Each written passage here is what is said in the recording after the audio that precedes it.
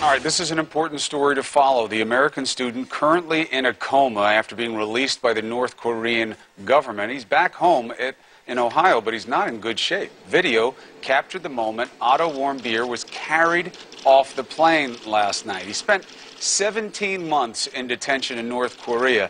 He's been in a coma, we are told, for more than a year.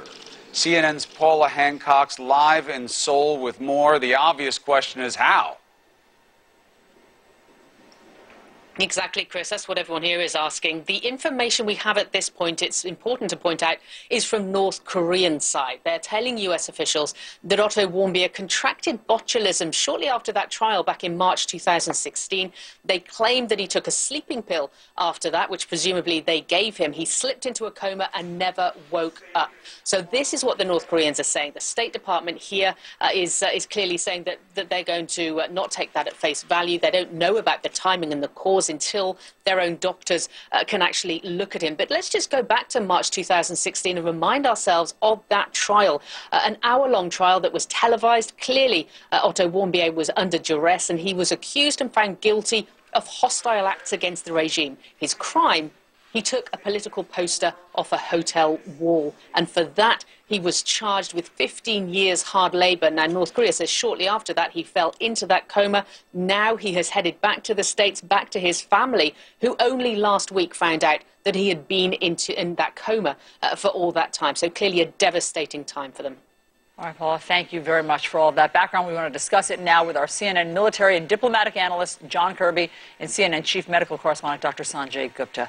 Sanjay, so you heard what Paula just said, that the North Koreans say that he contracted botulism and took a sleeping pill and slipped into a coma. Yeah. Does that make any sense to you? It really does not make sense. I mean, botulism is it's a bacterial infection that people typically think of nowadays with Botox, and the reason is that it causes paralysis of some of the muscles, which is what it can do if you get that bacterial infection as well.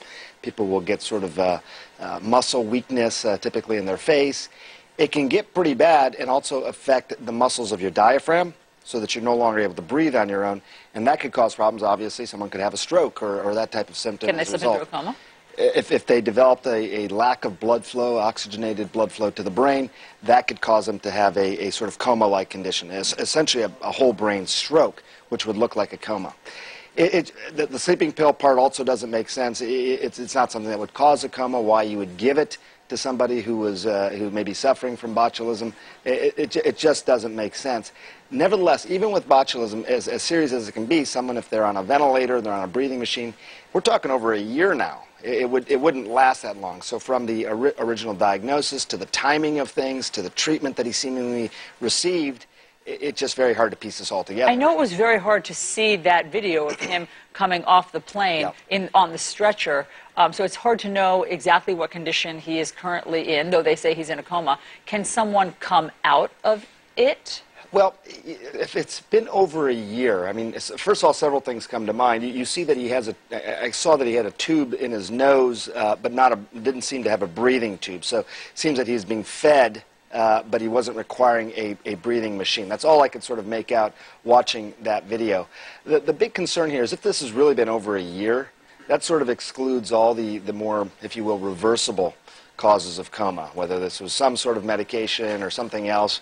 If it's been over a year, I mean, just from that standpoint alone, it's very concerning. I think what he'll get here is a more clear-cut diagnosis, for sure, but whether that's going to lead to some sort of treatment that obviously everybody wants, you know, it's not encouraging given the timing of this. John Kirby, gosh, this is such a heartbreaking story and tragic story. I mean, seeing him in that, you know, courtroom, for lack of a better word, after his 1-hour trial, you know, pleading to the heavens for some mercy, and then him being sentenced to 15 years for taking down a propaganda poster. I mean, this would be called a fraternity prank in our country, but he got a 15-year sentence. How was it that he was released?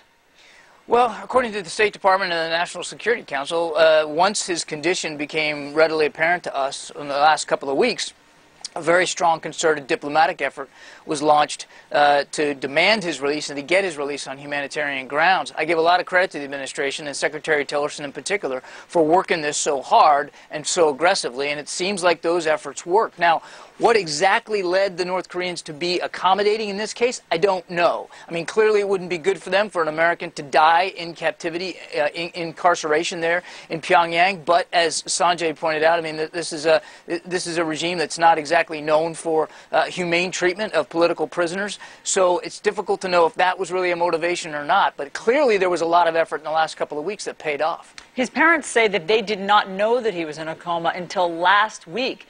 The regime had not shared that information with the Americans. What does this mean for the 3 other Americans who are being detained in North Korea? Well, we certainly have our minds on them, and when I was at the State Department, we never lost focus on them as well. This is an incredibly opaque regime. We don't know a lot about how they operate, about how they manage their own processes, and we certainly can't get inside the mind of Kim Jong-un. We have to assume, unfortunately, sadly, we have to assume the worst for the way political prisoners are being treated.